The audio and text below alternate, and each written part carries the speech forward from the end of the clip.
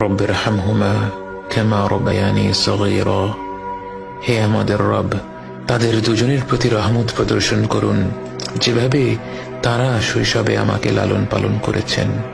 বাবা মা যে পরম স্নেহ মমতা দিয়ে একজন সন্তানকে লালন পালন করেন, সৃষ্টি জগতের কোনো কিছুর সাথেই তার তুলনা হয় না।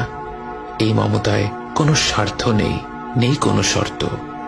যখন আমরা আল্লাহর কাছে বাবা মায়ের জন্য দোয়া করি, আমরা পৃথিবীর পবিত্রতম মমতার কথা উল্লেখ করে রব্বুল আলামিনকে বলি, আমার রব, আপনি এইভাবেই তাদের উপর রহম করুন।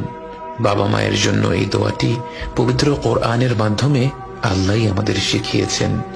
অথচ আমরা যদি শুধু বলতাম রব্বিরহামহুমা, এটাও একটা সম্পূর্ণ দোয়া।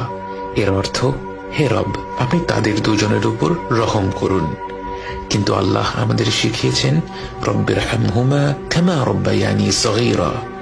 শৈশবে তারা কতটা স্নেহ মমতা ভরে আমাদের লালন পালন করেছেন, এ কথা উল্লেখ করতে গিয়ে আমাদের মনে পড়ে যায় তাদের অজস্র আত্মত্যাগের কথা।